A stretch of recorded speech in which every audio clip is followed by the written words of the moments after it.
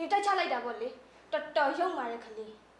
我马上这么那老边老他来呀，你要了吃么吃西边来的不？哪个个？我老大了，我老么听没？你那样怎么样个标的定哪了哦？阿妈怎么样那样嘛来拉他的嘞？他这么边么？阿妈边呗。怎么哩？这好点搞嘛？阿妈我看掉了。不然我都没吃吃，你带吃来。这老大吃西他了，我感觉的哩。哪个个？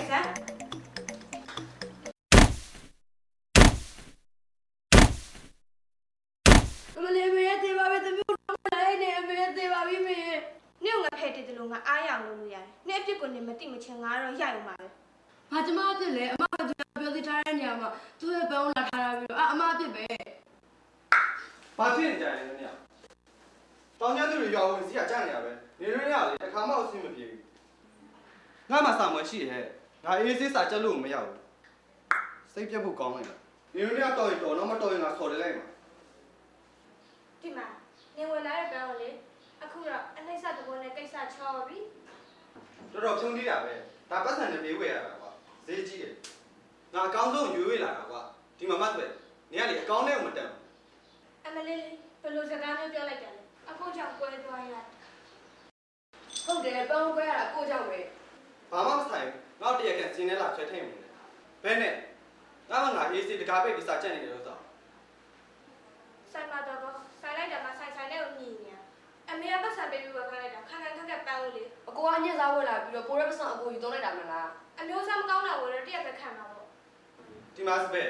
ဒီစကားပြောတာတိတ်လို့နေပြီပန်းဦးကွာကြိုက်ခွဲမှာပဲအဲ့လိုမှသိငါငယ်ဆုံးဝယ်လာငါမှသွားတာပြင်မနာပဲဖတ်တင်အဲ့ဒါအကိုအပြစ်ပဲဒီလိုအညက်စားပန်းဦးကိုတော်တော်လို့ပြောနေလားမတော်နိုင်လို့ဆက်ချက်ရှိနေမှာဆိုငါလုံမဟုတ်တော့ဘူးဒါဆိုဝန်ခံလေအပြစ်ကိုဝန်ခံမှာပေါ့ဒီပန်းဦးကအကိုကြောင့်ဆိုတာဝန်ခံရမယ်ဟုတ်တယ်အကိုအပြစ်ငါပြစ်ငါပြစ်ပဲဒါရဲငါဝန်ခံဘလို့ဖြစ်နေကြတာလဲဘလို့ဖြစ်နေကြတာလဲဟေးတကယ်တည်းနင်တို့အိမ်မှာလူတက်ပွဲကျင်းပကြရမလို့လားနင်တို့ဖေရောအဖေအိတ်နေတယ်အကိုကကျမတို့ဒီမှာတက်နေတာဘာငါတက်နေတယ်မဟုတ်တာမပြောနဲ့တစ်ချက်တော့မကြည့်ရသေးဘူးအခုမှတကယ်တက်မှာအမေလောက်ပါဦးဟဲ့ကြော်စွာငါရှိနေတာတော့နင်မလေးမစားရက်လိုက်စမ်းစိတ်ပြက်လိုက်တာကြော်စွာတပြက်စီကိုချလိုက်စမ်းအဲ့ဒါ1500ဟဲ့ရိုက်ချင်အဲ့ကောင်မလေးနင်းလက်နဲ့ရိုက်တကယ်တော့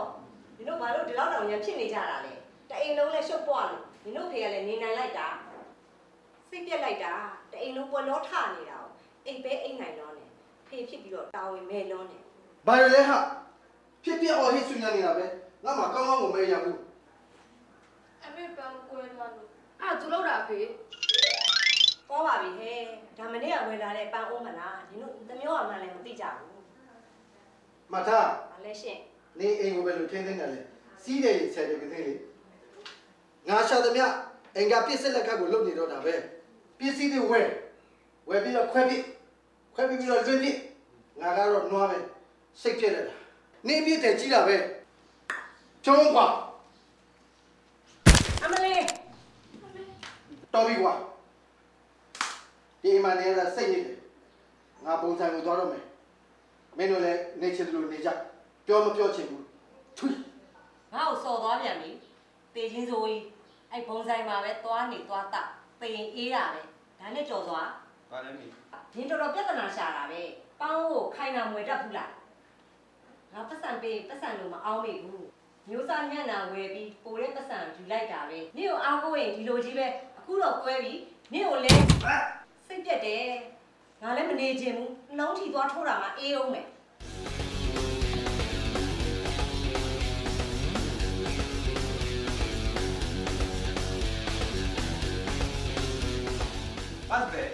ရှာတဲ့ပြဿနာနေကြောင်းသာအေးမနေရလုပ်ပေးသမျှမျက်နှာမရတော်တော်ရှိတဲ့နေငါပြီးမခံနိုင်တော့အဲ့ဒီဘန်းကိုဘန်းမထိုးပဲထားပါနမောနမဲနဲ့ဒီစပွဲပေါ်လာတင်ထားတယ်ချေအောင်မှလည်းရှေ့ဦး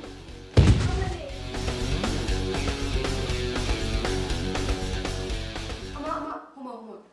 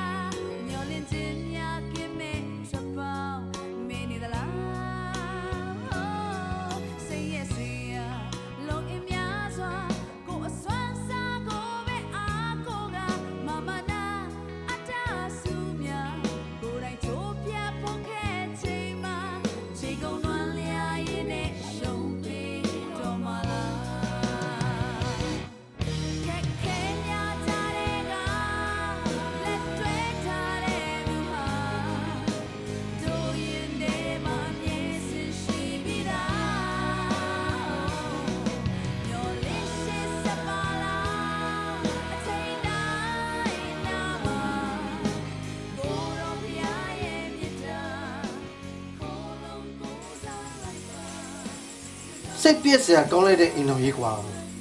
ဘာလေဘာတွေလဲတကယ်စိတ်ပြည့်စရာလူဘဝကြီးလေငါ့ကိုချစ်တယ်ဆိုတဲ့မိမထားတစ်သက်လုံးကျင်နာမယ်ဆိုပဲအခုငါ့ကိုတော်တော်ကျင်နာတာပဲချဲတီနှလုံးကြီးထိုးတာကလွဲပြီးဘာမှကိုယူမဆိုင်တော့ဘူးမိမတွေကတော်တော်ကြောက်စရာအလိမ်ညာတရဝါတွေပါလားနော်ကြော်ပါမင်းတော်တော်တုံးတဲ့ကောင်အတားစုမြကိုယ်တိုင်ချိုးပြတ်ဖို့ခဲ့ချိန်မှာ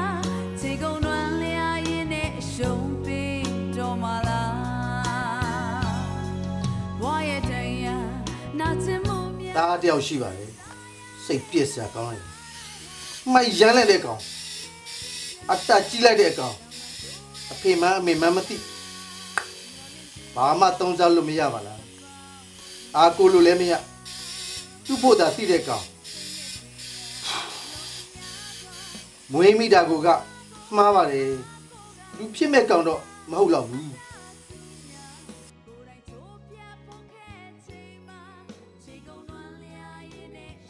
သမီးနှစ်ယောက်ဒါကလည်းဘာထူးမှလဲဘာမှမထူးဘူးပဲလကားဟာရီတနေ့လောက်စိတ်ချမ်းချမ်းသာသာနေရရင်ပြောဘူးတနေ့မှကိုချင်းချောင်းဆန့်ပြီးစိတ်အေးအေးနဲ့မအေးခဲ့ရသေးဘူးတနေ့တလေများနားရမလားအောင်မိတယ်သူတို့ဝုန်းတိုင်းကျနေတာနဲ့နေလို့ကိုမရဘူးသမီးလေးမကလေးတွေခုံချီပြီးအသက်ရှင်မဲ့ဟာတွေစိတ်ပြက်တယ်စိတ်ပြက်လိုက်တာငါအုပ်စိုးတဲ့အိမ်တောင်ငါတီတောင်ခဲ့တဲ့အိမ်တောင်ကဘာများကောင်းလို့လဲဘာများကောင်းလို့လဲ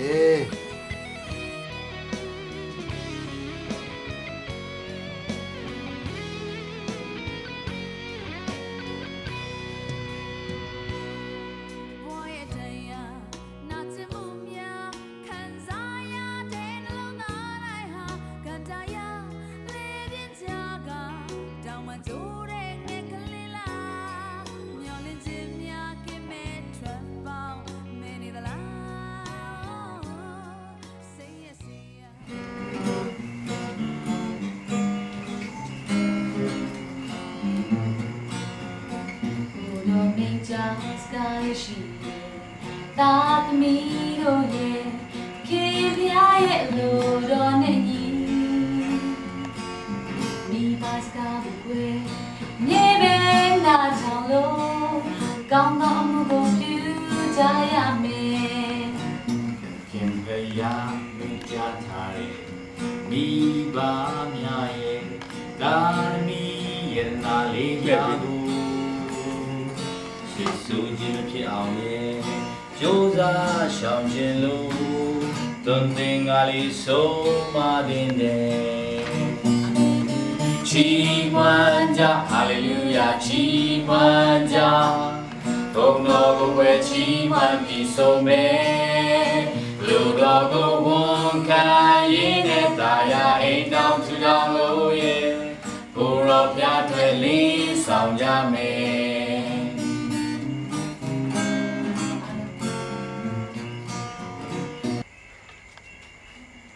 ဦးလေးအရှင်ကလူတယောက်မွေးပြီးလဲနေတယ်တင်နေပြီလားမသိလာကြည့်ပါဦး။အော်ဟုတ်လား။လူများအရှိလာပြီးမူးလဲနေပါလေ။ကဲတွားကြည့်ကြပါဦး။ဟုတ်ကဲ့။အ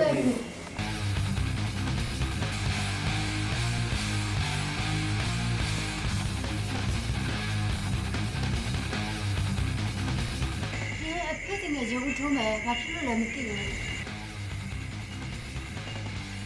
လေးထားပါဦးဟာရမူးပြီးလဲနေရပဲဘယ်ချိန်လဲရလဲမသိဘူးဒုက္ခရောက်တော့မှာပဲဗျာဘယ်လိုလုပ်လဲကိုဒီလိုပဲရင်သေးသွားကြတာပေါ့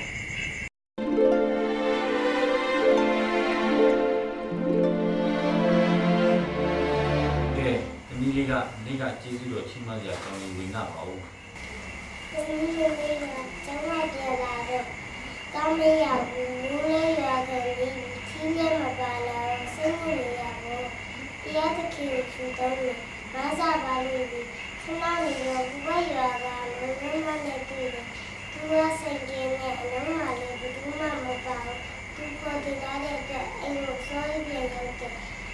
လူလေးလူသွားတယ်တရားတခင်ရဲ့ကျေးဇူးတော်ချီးမွမ်းနေတယ်တချင်းတပုတ်ဆိုပြီးဒီနေ့နဲ့နဲ့ဘုကိုလုပ်သိမ်းကြရအောင်ချီးမွမ်းကြဟာလေလုယာချီးမွမ်းကြ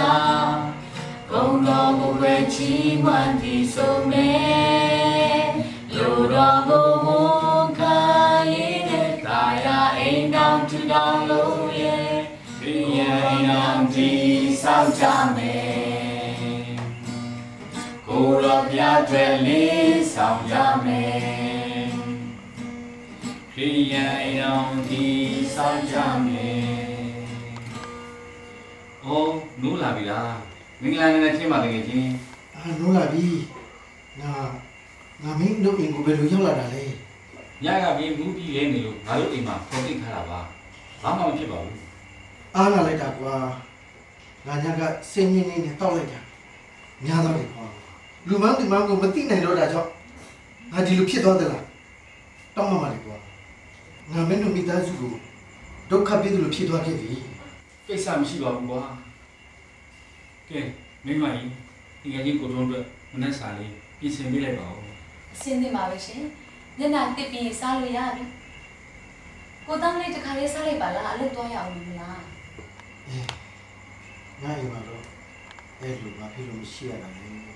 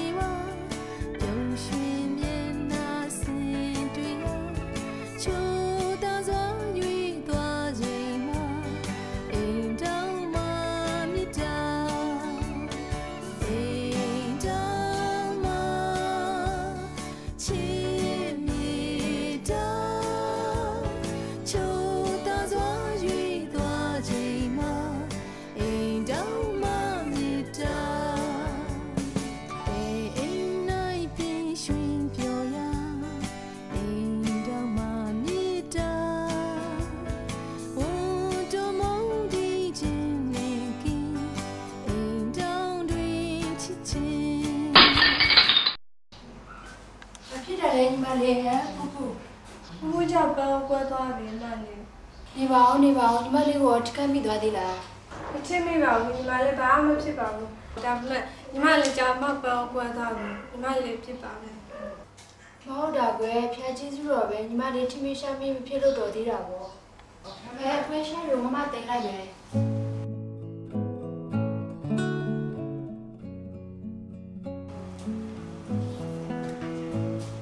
မမရဲ့ပန်းလလေးဖူးကြောက်ကွဲသွားရပြီဖူးပြစ်ပါမယ်ဘလို့ပါမမရဲ့ဖူးမဘောတွေကစုပြီးပြန်ဆက်ပါမယ် မ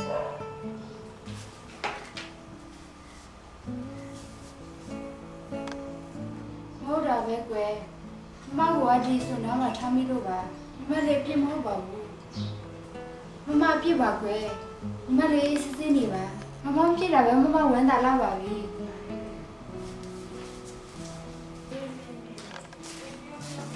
ခုနကအတန်ကြားလိုက်ပါရဲ့ဘာဖြစ်တာလဲ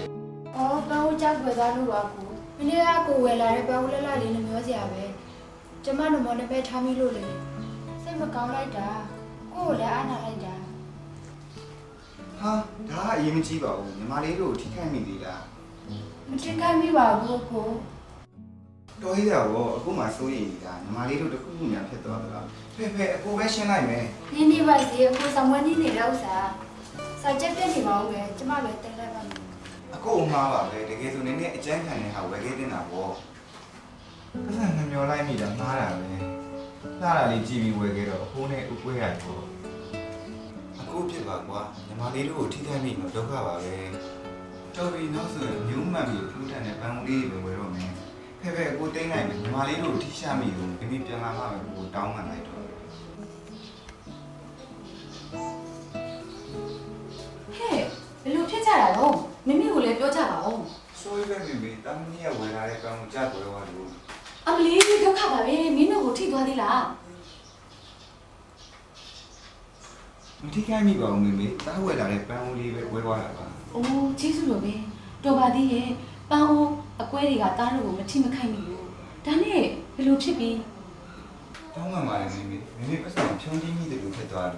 ယ်မိမားရဲ့တိုင်းတာအလားမက်ခဲလို့ဦးလေးပွဲသွားပြီဒါကြောင့်ပြီးတော့အလုပ်လုပ်ပြီးတော့မိကိုပြန်ဆက်ပါမိမှတ်ထားပြီးပါနော် အမလီမဟုတ်တာတားရဲ့မိအမားပါမိကတားယောက်ျားလေးကိုမှပန်းအိုးဝယ်ခိုင်းနေတာကိုမိအမားပဲတားစိတ်ကဘာမှမထားနဲ့စိတ်အေးထားနော် ငါဖြစ်နေတာလေတားမိပြီဆူညံနဲ့ခြေလေး အော်ကိုတောင်းညအချိန်ကိုစင်းပြီးအိပ်ရပြက်နေရတယ်ကျမတို့ကြောင့်နိုးရပြီရှင်ရှာတဲ့ငွေတွေကိုကျမဖြုံးနေမိတယ်မင်းမနေ့ကဝယ်လာတဲ့ပန်းဦးလေးကွဲသွားလို့ပါအားနာလိုက်တာရှင်